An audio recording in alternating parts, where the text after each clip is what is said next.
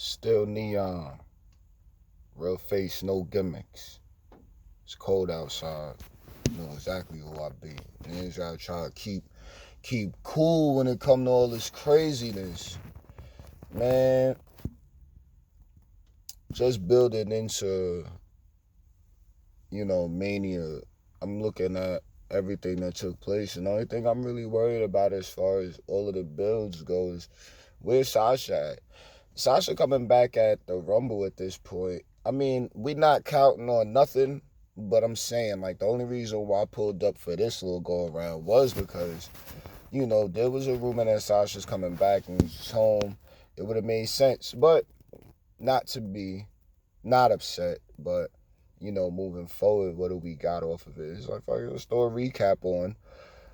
I don't even want to call it a recap because it's such a, like, the market is so saturated with the same thing when it comes to this that I'm not even, like, what I got to express is for the exclusive is only, like, it's for people that actually, you know, care about not the drama and gossip, but just moving this industry forward. Like, I'm really seeing just my space in it, and I'm not really into the gimmicks of, complaining or actually having that as my shtick or whatever, like, there's plenty of black guys doing this. Okay, so that's not my shtick. I'm not gonna come through here cursing. And we got cats that been doing this forever that, you know, started from the grind, started from the bottom, and they got to where they got to within the game, and it's like, I bet, but that's not really how I'm feeling it neither. Like that, all of this chat box talk, like, we'll get there, but I'm really just not feeling that. Like, I'm not here for people to talk back. I'm not here for opinions. I'm here to express mine.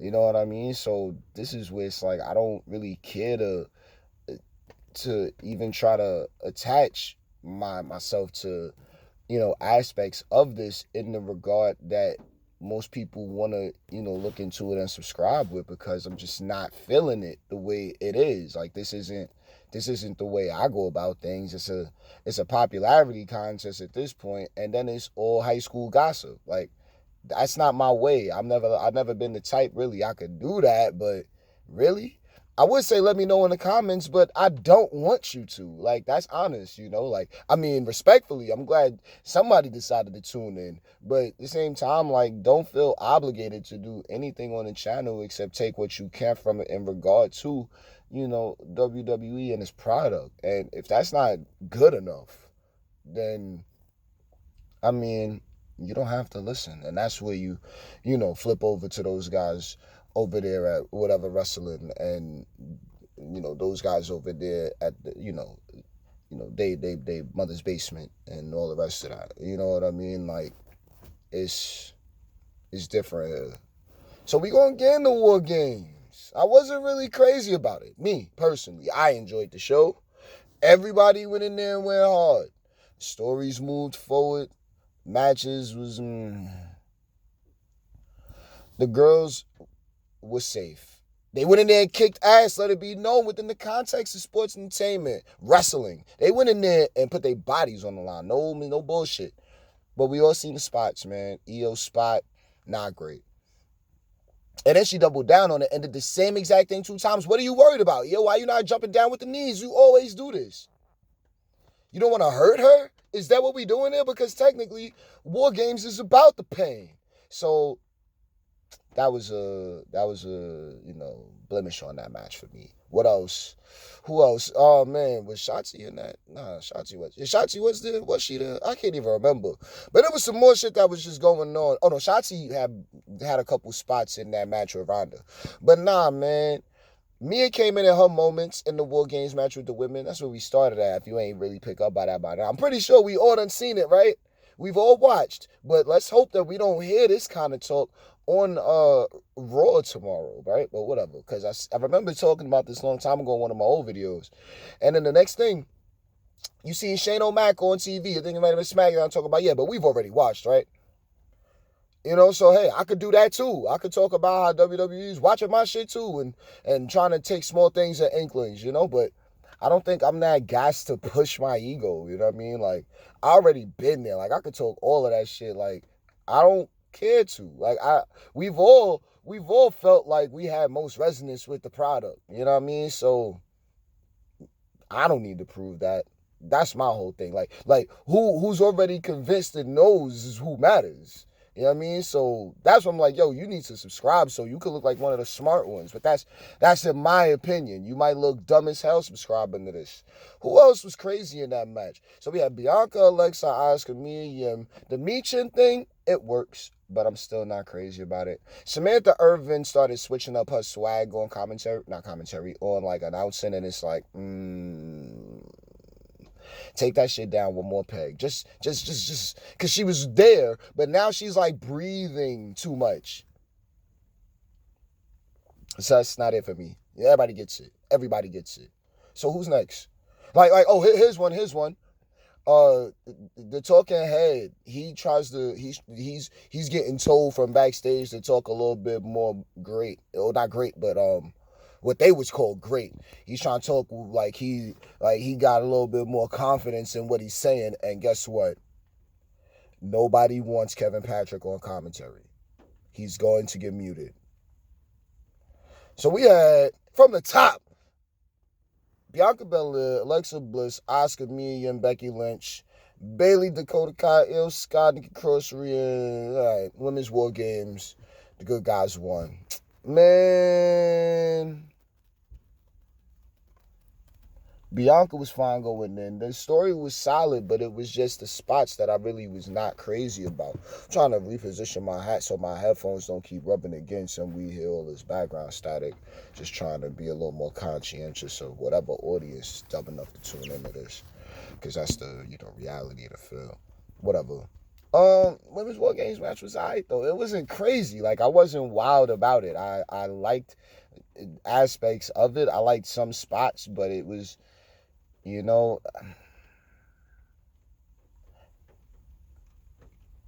just got to give it some time. That's my thought on it now. We just got to give it some time. Let it become a staple first. It was the first one.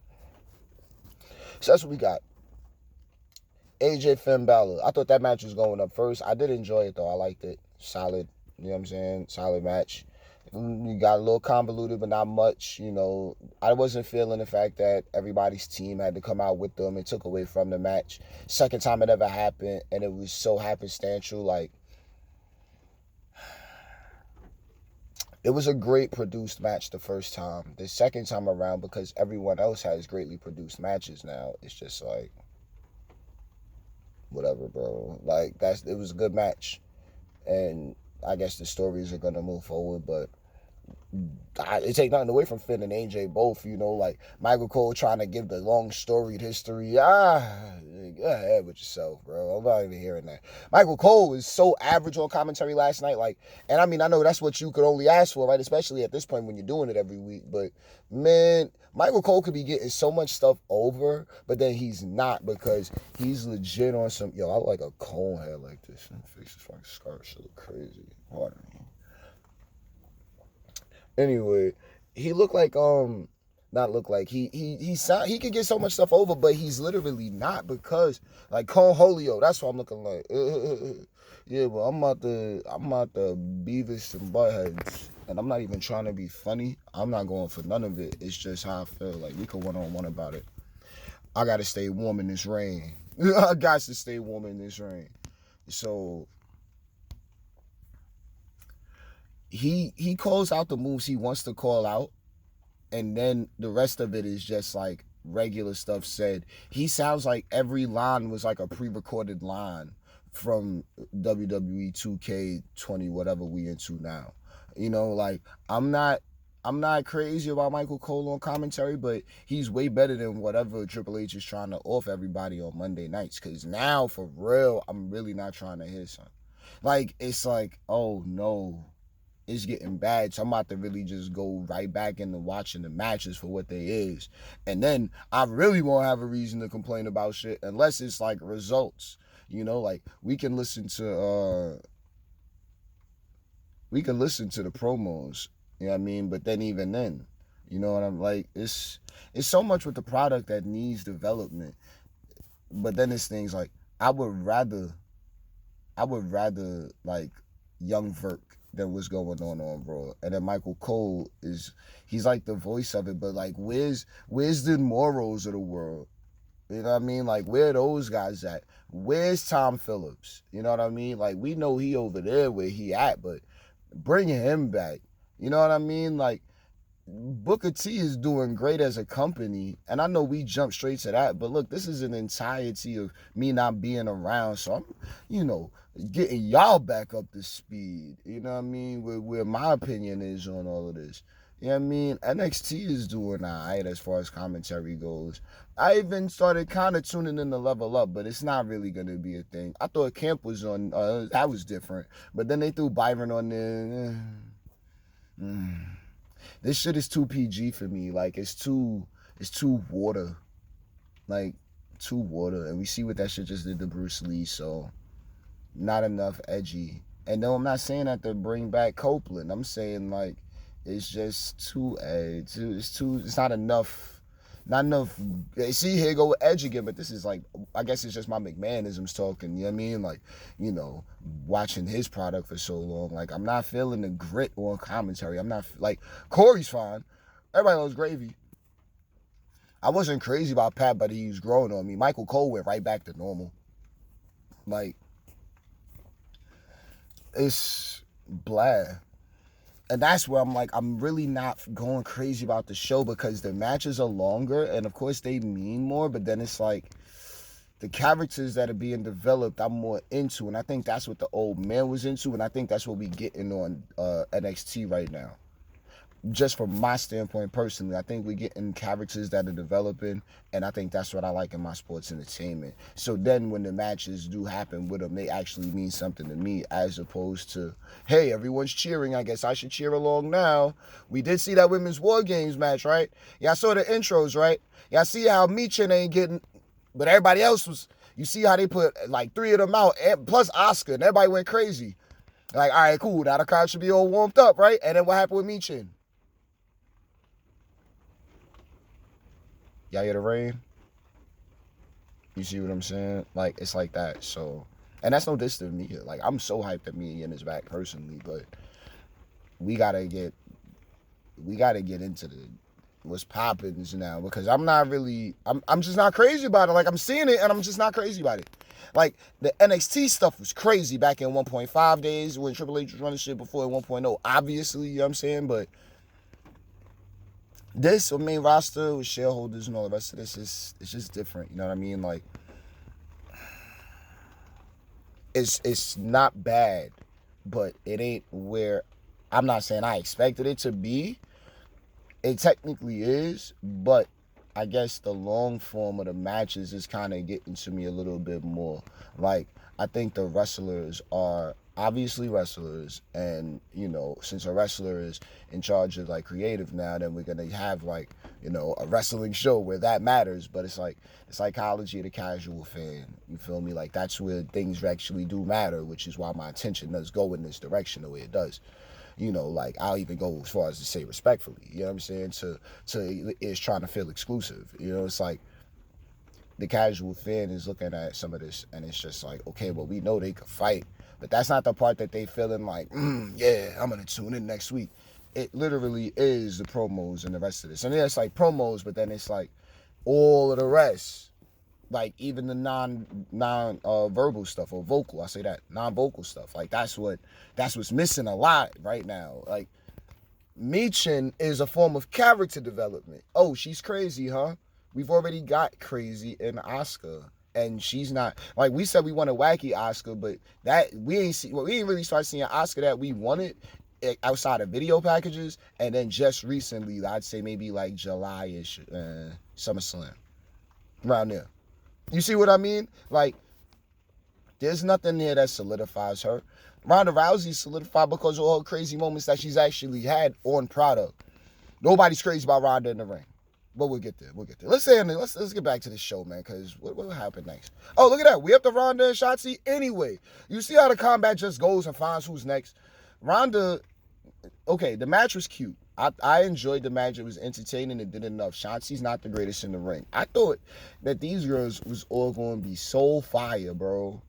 Like, why did the old man fuck up the indie wave? Because when the people came in that actually had experience in this, we could train them in the WWE style. We could do that in the way. And then you could, like, I'm not talking in-ring. I'm talking, like, the rest of it. You know what I mean? But, like, because the in-ring is clearly already had. But now the in-ring is going, and then we got, like, dry characters. Shotzi ain't dry, but it's like, you trying to fit in the PG, any small thing, it'll get you in trouble. But then it's like, yo, bro, everything ain't gonna get you in trouble. So how can you not see the spots where you're not gonna get yelled at? That part bothers me. Because I could see, a lot, I don't want to say further, but I could totally see that things are possible. And a lot of opportunities are missed to do stuff that is gonna make the crowd wanna get more into the character. The crowd is gonna cheer for them in the next city. We're missing that part. What's going to make the next city cheer for this person tonight? You see what I'm saying? Like, that part. And it's a process, and it takes a while. And we know it's like certain easy, fast ways. The fastest, and no, you know what? Let's not get into that. Shotzi had some cute moments. Ronda had some cute moments. You know what I'm saying? I enjoyed seeing what I was seeing as far as, Shayna getting in and taking some bumps too, because, the storyline and all the build. As far as actual, like, wrestling, nah, that was a sports entertainment match. I want striker Ronda. And I don't want fake punk strike rock. Like, I don't want those. We want angry face Ronda. Ronda's like grown up angry Miz girl back in the day when she was UFCing and shit. Like when Ronda came out, it was different. Now it's makeup and pretty TV and PG, and I'm just like, man. And then she get in the ring and it's all submissions and she's just crawling all around her opponent. She not doing no impactful moves. Some of those are cool, but then it's like, even her hip tosses, it looks safe as hell. Like the way she be grabbing the arm and the takedown. Like, we over the dragon screws. You know what I'm saying? Like, that's not Ronda. That's not what we was expecting with her coming in. You know what I'm saying? But if people can still go with it, then I guess. But I'm just not crazy about it. And most importantly, in all respect to the legend and the classic, Ronda Rousey's theme song gotta go. It was cute novelty when she first came around. No. And she don't need no bad theme song. Like, none of these little slow going shits. But then it's like, well, what fits Ronda? Well, what type of character do people want to see out of Ronda? But nobody's gonna really give like a solid answer on that. They just gonna say, oh, Ronda's good the way she is. Shayna Baszler came back and talked about this killer shit. Or however the fuck it's been working out. What's popping? Like, Ronda ain't no killer. Ronda putting niggas to sleep. That's not kill. I'm trying to see niggas get knocked out. That's what I want. But I'm not getting that out of Ronda right now. So, Shotzi really won that match. Next. Shouts to Ronda for retaining, though. All right. Theory Rollins, Bobby Lashley. We seen the match. I like that one. I was enjoying it. After the Shotzi and Ronda match, I was kind of wondering, like, wait, what else is about to happen? Like, what was the other build to? You know what I'm saying? Like, wasn't it like 2 or 3 more matches? Like, I don't know. But that's what's like, wow, a lot of people didn't make the show. But then we got to deal with these video packages and the Brock Lesnar's and the Bobby Lashley's and the Liv Morgans and all of this. And don't worry, guys, they're still here. We just don't got them on right now. Give us some new ones. What happened to the backstage things? Do I got to go check Peacock out? Like after the show, like, what happened to all these backstage things, man? Like, the shit that made us feel more close with the superstars, seeing the real life aspect and shit like that. Nah, it's too glitzy now. Or maybe I'm missing something for not searching around Peacock enough. I don't know. We'll see. But Theory, Seth Rollins, Bobby Lashley. I enjoyed the match a lot. You didn't know who was going to win it. Seth had a lot of great moments. Seth actually had one of the moments of the night for me with that stomp. It was a lot of attempted stunts. Seth pulled his off beautifully. Bobby Lashley was right there for him. It was legitimately awesome. Like, it was like, in my opinion, probably the best move of the night. Like, just the best spot of the night, just off all of it. Like, fully developed characters in the ring. You know what I'm saying? And Theory ain't even really get started yet, the way I'm looking at it. But now, yeah. The only thing I got for that match as far as nitpicks and hilarity goes is Bobby Lashley gave him a Miz spear, which he should literally try to cut both of them in half. Like Bobby Lashley should have tried to spear at... He should have tried, because his shoulders are big enough. Like this, all this right now with my scarf underneath, yo, this shit is like Bobby Lashley's shoulder. So it's like he should have been aiming at both of their necks. That's where I'm at with that. That's where I'm at.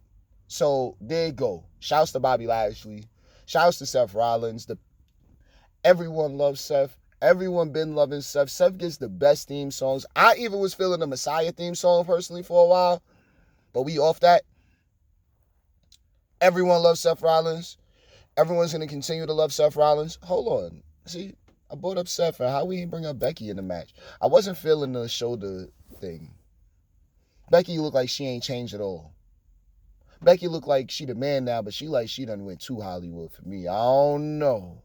Other people was talking about, oh, Becky's back, and then, oh, Becky's home, and oh yeah, in ring definitely. Even Bayley, what's going on with Bayley right now? Bayley looking a little quiet. I mean, I'm liking the attempted character development with the other two. Io's hilarious because she's not doing nothing. Perfect into the Yang. Nikki Cross is meh. Nikki has some moments, but it wasn't anything to write home about yet. I'm still looking for more out of Nikki. They put that fucking butterfly right back on her, so just throw it with Bray and call it a day. Next. That Miz spear that Bobby delivered to Seth was so off-putting for me. And then it won the match. And then it's like, ew. But the craziness in all of it, after all of the craziness in the match, was well worth it. Now Theory's chant, let's put this title over. Let's make this title important. What I noticed was weeks ago when this whole thing really started and they had the U.S. title right there on the ring apron and all of this stuff was happening, and it's like, oh yeah, it's because this is supposed to be the U.S. title. And this is the new A championship on Raw until Roman come around.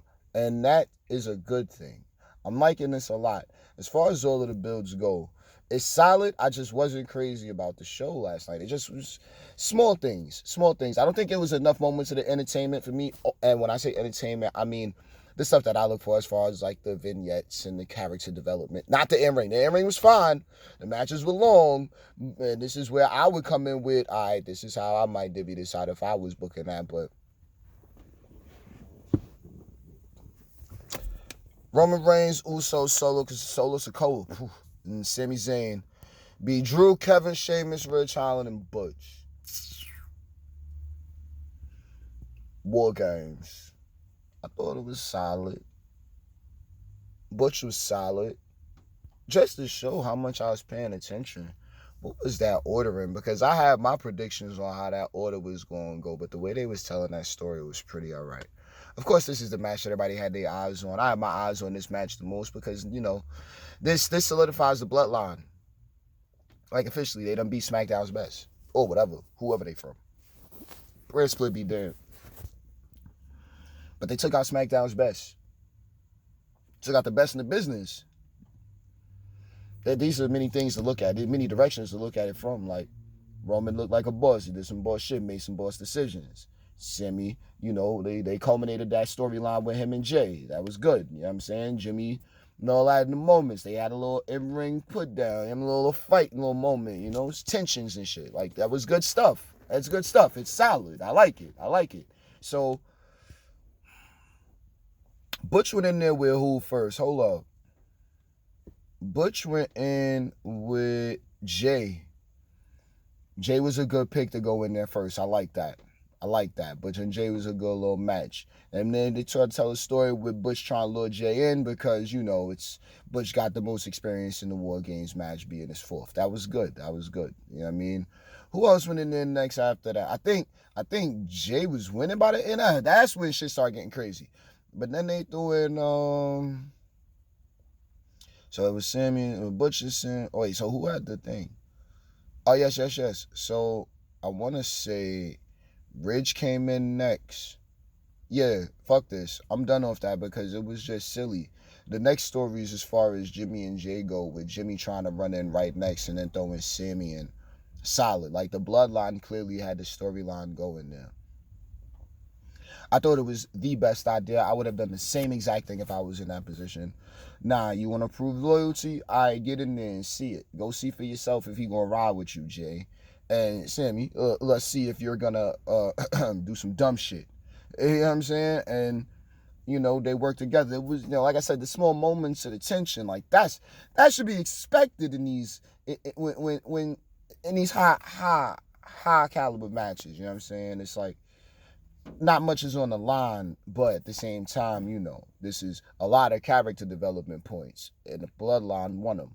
I mean, Sheamus and Drew, I'm not crazy about that tag team. Just to call it, I'm not crazy about it. I like the idea, but I'm just not like, oh yeah, he was the best man at his wedding. That's nice. You know what Triple H is doing? Exactly what Vince McMahon did when he found out that Becky Lynch and Seth was dating. Like, oh, they're going out, right?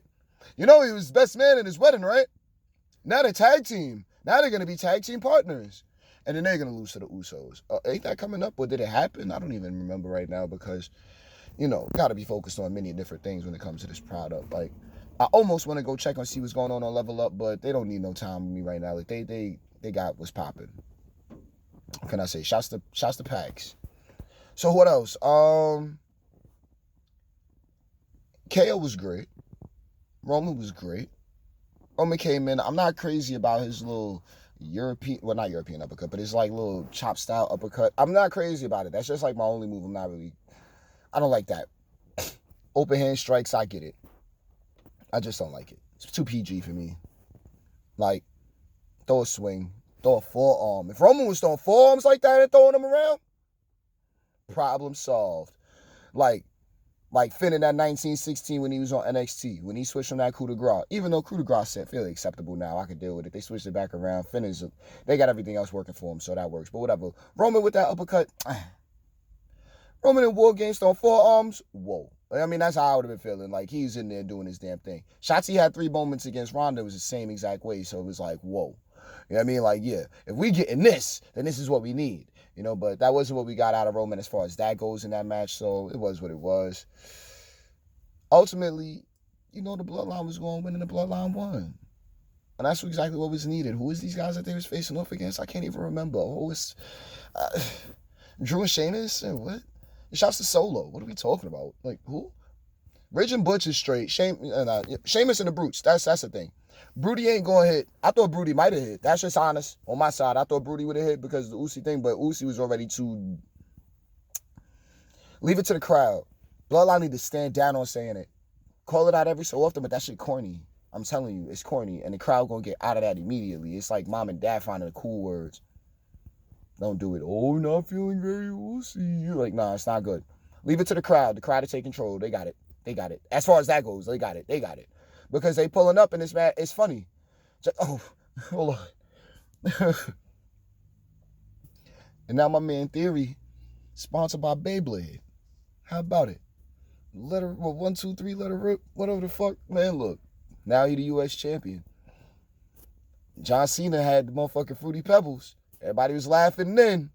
You know what I'm saying? I fucks with Yu-Gi-Oh! I'm saying I don't play that shit. But I'm saying, if he out here Beyblading, I mean, I ain't play that shit neither, but I'm saying, like, that's a good look for the boy. And so if y'all laughing at it, I think it's just unconscious envy, but, we sleep on it. And, speaking of sleep, y'all might need to go ahead and do that, because y'all clearly sleep on when I open my mouth for this. And that's why I had to take some weeks off to show you the differences. I wasn't crazy about the Survivor Series, Bill, because I came through over a week left on all of the go-homes. So now apparently they don't went home and went to sleep. Y'all all need to go ahead and go to sleep.